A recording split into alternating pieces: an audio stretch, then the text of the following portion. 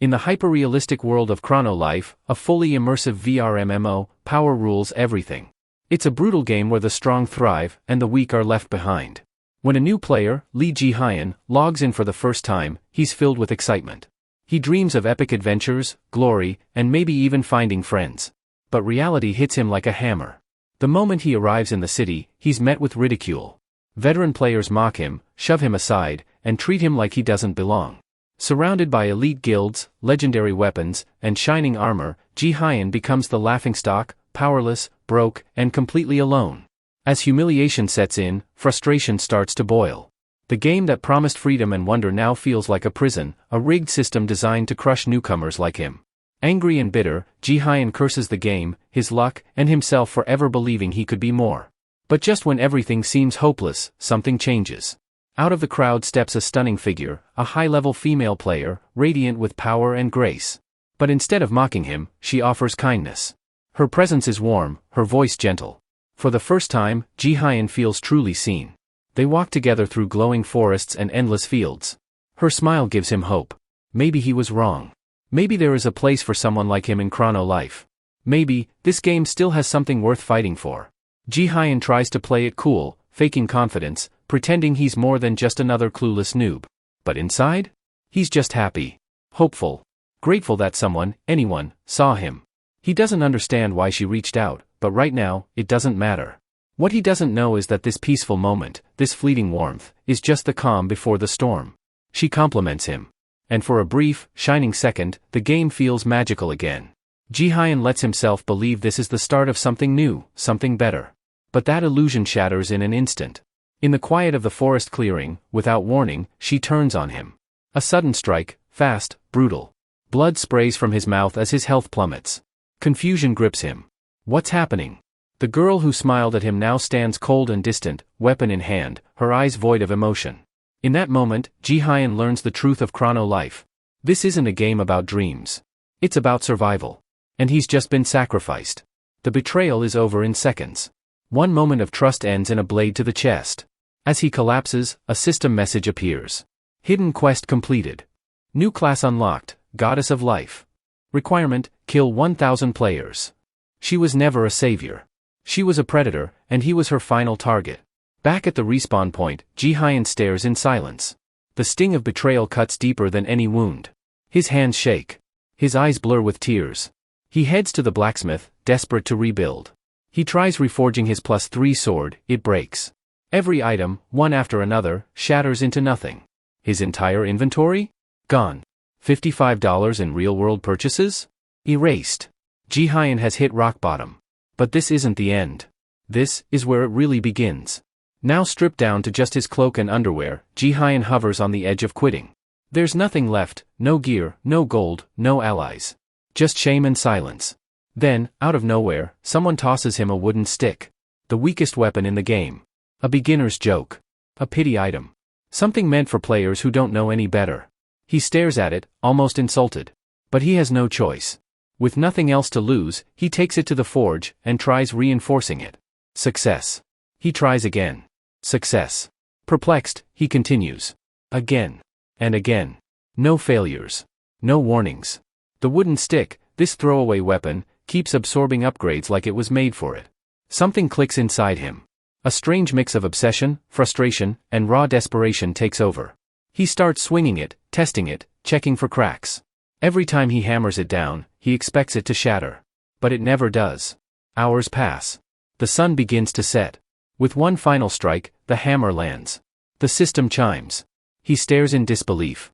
The wooden stick, now glowing, almost humming with energy, has reached the unthinkable, +99. And in that moment, something awakens. Not in the weapon. But inside him. Ji-hyun holds it, stunned. The same noob who had once been ignored, mocked, and betrayed, now stands with something that shouldn't exist. His grip loosens. The weapon slips from his hand. It barely taps the ground. And the world ends. The earth quakes. Fissures tear open. Mountains groan and crack. Cities scream in alarm. A shockwave of destruction erupts outward. It's not just powerful, it's apocalyptic. Players panic. Many assume it's a global event. A server-wide boss. A glitch. Anything but what it truly is. That one, accidental tap of a +99 wooden stick split the continent in half, and wiped out 85,617 players in seconds. One kill is enough to ruin a reputation. This is a death sentence. But Jihyun doesn't panic. He grins. He remembers every insult. Every sneer. Every time someone laughed or shoved him aside like he didn't matter. And now, wearing nothing but a tattered cloak and holding a glowing stick of mass destruction, he walks the streets like a god in disguise. A burly player bumps into him, ready to pick a fight. A cheerful girl tries to calm the situation with forced friendliness. But they make one fatal mistake, they still think he's just another noob. Jihyun swings the stick. And the area is obliterated. Another explosion. Another crater. Chrono Life will never be the same again. Gasps echoed through the crowd. This wasn't just a beginner. This wasn't luck or a glitch. It was something else entirely, something far more dangerous. And then came the warning. A system alert blinked into view, the weapon was damaged. Only a few uses remained. Even worse, it couldn't be repaired. The perfect weapon had a fatal flaw. Jihyun opened the stats window, and his heart sank. 1 or 2 more swings, that was all he had left. Then it would be gone. Everything he'd built. His power. His revenge. His legacy. But he wasn't finished. With quiet determination, he left the ruined city behind and entered a desolate valley littered with the bones of fallen adventurers, a graveyard for the forgotten, the defeated, the foolish. And then, from the shadows, it emerged. The final boss of Chrono Life, Murus, the twin-headed dragon. A legendary monster so powerful it took entire guilds just to challenge it, and even more to survive. It loomed above him, twin maws roaring threats that had terrified thousands. But Jihyun didn't flinch. He charged. One swing of the wooden stick, a critical hit. One of Murus's heads exploded into ash. The other froze mid-roar, its massive eye wide with fear. It begged. It pleaded. Jihyun didn't stop. The second strike fell. And the dragon collapsed. The ground trembled. The sky pulsed. And as the battered weapon in Jihyun's hand began to crack apart from overuse, something unexpected happened. Murus spoke. With its dying breath, it offered a soul pact, its entire being, bound to the weapon, in exchange for its life. Jihyun accepted without hesitation. A blinding light erupted around them. The wooden stick pulsed with dark, ancient energy as Murus's essence fused into the weapon. It was no longer just a stick. It had become the ego sword. A living weapon. A soul-bound relic with unlimited durability and intelligence. The stats skyrocketed. The durability number was replaced with a symbol, infinity. And then came the final surprise.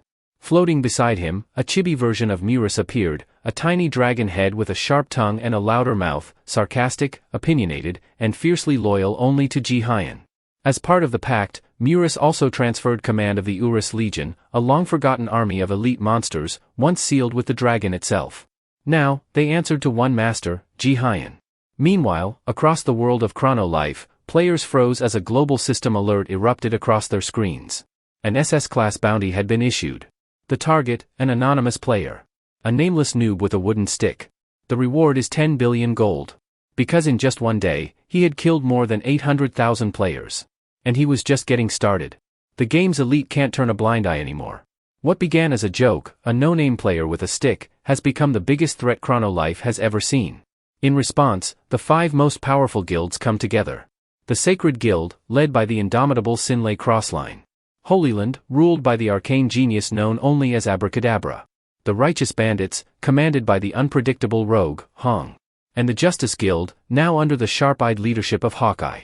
Together, they form a single united front, the World Guild Alliance. Their mission is clear, eliminate the nameless noob with the wooden stick. But while the greatest powers of the game prepare for war, Jihyun remains calm. He quietly examines the weapon in his hand, scrolling through pages of stats that defy logic. It's no longer a stick. It's something cosmic, a relic beyond classification. And as if summoned by the absurdity, a small floating figure suddenly pops out of the weapon. It's Murus. Or rather, a chibi version. One head. No longer a fearsome raid boss, but a smug little sidekick with a loud mouth and too much attitude. That's the nature of ego weapons, the spirit becomes visible only to its true wielder. To everyone else, Jihyun appears to be talking to thin air. Even Murus himself doesn't understand what happened to his other head. 1 minute, he was a twin-headed dragon. Now? Half the personality, twice the sarcasm. As they debate the mystery, a wanted poster catches the wind and flutters to the ground at Jihyun's feet. Murus peers over and freezes. Then screams. The bounty on Ji-Hyen's head isn't just high, it's astronomical. Converted to real-world currency, it totals nearly $8 million. Murus immediately suggests mass extinction, a glorious purge of all humanity, pixel by pixel. Ji-Hyen pauses. Considers it. Then chooses something more subtle. He decides to disappear into the role once more, just a cloaked, broke, harmless noob. Unremarkable. Unthreatening. That's the disguise. But the illusion doesn't last. Just as he commits to the act, an arrow rips through the air and pierces his back. A direct hit. Precision shot. It's Hawkeye. He's been found. Guild members flood in, weapons drawn. Hawkeye steps forward, calm and calculating, and gives the signal to kill. Clinging to Ji-Hyen's side, Murus urges him to drop the act, to stop hiding. And Ji-Hyen agrees. This? None of this was ever his fault. A blinding light erupts from his body. In seconds, everything around him is gone. The capital city, reduced to ash and rubble. Hawkeye regains consciousness in the aftermath, buried in dust, staring at the smoldering ruins. Nothing remains. No buildings. No soldiers. No allies. Just one man. Standing calmly. Still dressed like a beginner. Still holding a wooden stick. Panicking, Hawkeye pulls out the orb of calling and shatters it. The emergency beacon triggers instantly. Across the servers, the rest of the World Guild Alliance answers. 3 million players materialize at once, surrounding Ji-Hyen from every direction. Hawkeye shouts the command to strike. But Ji-Hyen doesn't flinch. He raises one hand. And with that single gesture, waves of raw destruction pour out across the battlefield. Explosions ripple outward like a living storm. Murus watches in awe. Even with every player in the world gathered against him, it's not enough. Ji-Hyen doesn't even summon the Urus Legion. He doesn't need to. Then, from the ranks of the Alliance, the strongest mage in the kingdom steps forward, the arcane powerhouse of the royal family. She's backed by an elite magical squad, and together they channel a disintegration spell, massive in scale, a weapon meant to erase entire worlds. As the blazing magic races toward him, Ji-Hyen blinks. And all he can think is, he wishes his attacks had cool names too. He raises the stick lazily and mutters the first thing that comes to mind. Swing up. Not creative. But effective. The spell vanishes, nullified completely. The mages don't stop. They regroup. Cast again. This time, Ji-Hyen swings the stick downward. Swing down. The result is catastrophic. The entire World Guild Alliance, obliterated in one blow. All but one. Hawkeye. Ji-Hyen had held back, just enough to keep him alive. A mistake. Hawkeye assumes mercy. That he was spared. That maybe Ji-Hyen let him live. He wasn't. Without a word, the noob steps forward and delivers one final strike. Clean. Unhesitating. Hawkeye vanishes into the dust like the rest. Above the ruins, Murus floats in lazy circles, cheering wildly over the carnage, basking in the chaos like a child at a festival. But then, the atmosphere shifts. She appears. The goddess of life. She strolls casually through the field of corpses, radiant and untouched, as if this were nothing more than an afternoon walk. Her voice cuts through the silence, light and familiar. She calls Ji-Hyen a noob, the same word she spat before killing him the first time. Now, they're surrounded by the bodies of millions, yet she treats it like a reunion. A chance encounter between old friends. Ji-Hyen doesn't feel rage. Not anymore. He just laughs, hollow and tired. It's almost funny, seeing her act like none of it mattered. Like she hadn't once betrayed him for a title and a hidden class. She claims it's coincidence. He doesn't believe her, not for a second. Still, they talk. He tries to keep things civil. She brags about her achievement, unlocking the Goddess of Life class. Ji-Hyen mocks her in return, saying the Goddess of Death would suit her far better. She laughs again. The same way she did when he trusted her. And that's when he snaps. He strikes. She moves like liquid light, dodging every attack without effort. He unleashes blast after blast, each one powerful enough to destroy cities. The ground is torn apart. The air trembles. But when the smoke clears, she's still standing. Unscathed. She compliments him. Praises how far he's come, and then delivers a truth colder than anything he's heard. He can't kill her. Murus panics. His confidence evaporates. He latches onto Ji-Hyen's face in pure terror. She shouldn't be able to see him. Ego spirits are invisible to everyone else. But she does. She sees him. And worse, she's completely unharmed. Ji-Hyen knows he landed hits. Direct ones. Devastating ones. And yet, nothing. She finally explains. As the goddess of life, she is immune to attacks from humans. No matter how powerful Ji-Hyen becomes, no matter what relic or class he acquires, he'll never be able to touch her. Still, he doesn't stop. He roars and hammers her with another wave of destruction. Craters bloom. Mountains vanish. The world bends under the pressure of his fury. But she floats above it all, serene, untouchable, glowing wings spread in divine indifference. And then, she lands. Gracefully. Calmly. She looks him in the eye and mocks him once more. Calls him a broke noob. Just like she did on the first day. Then she tells him to give up. To let go of his revenge. Because, she says, no matter what he does, he'll never be able to kill her. Jihyun walks. Slowly. Calmly. She watches him with a faint smirk, mistaking the motion for surrender. But he corrects her, voice steady, eyes cold. He's not aiming at her. He's aiming at the planet. The smirk vanishes. For the first time, her divine calm begins to crack. She laughs, nervously now, calling it suicide. She warns him not to take it that far. To stop this madness before it's too late. But Jihyun just grins. He already died once. And that death taught him everything he needed to know. In this world, the rules were never meant to protect people like him.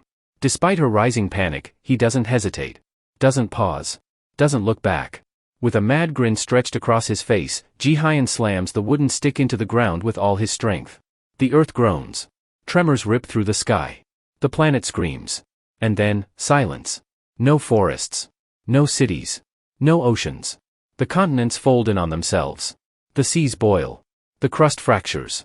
And the world of chrono life ceases to exist. That's how it ends. Not just the story. The entire world. Back in reality, across the globe, players jolt as they're forcefully ejected from their VR capsules. Emergency systems kick in. Pods unlock with sharp hisses. Confused users blink into the real world, dazed, trying to process what just happened. On the game's homepage, a red bannered message blares across the screen. Emergency maintenance underway. Behind the scenes, chaos erupts. Developers scramble through code. Warning lights blink furiously. Monitors fill with error messages, one after another. But inside the system, one player remains logged in. Jihyun opens his eyes. He floats alone in a glowing void of blue light and endless streams of binary. There's no HUD. No health bar. No enemies. No allies. No ground beneath his feet. Only digital infinity. Then, he notices someone.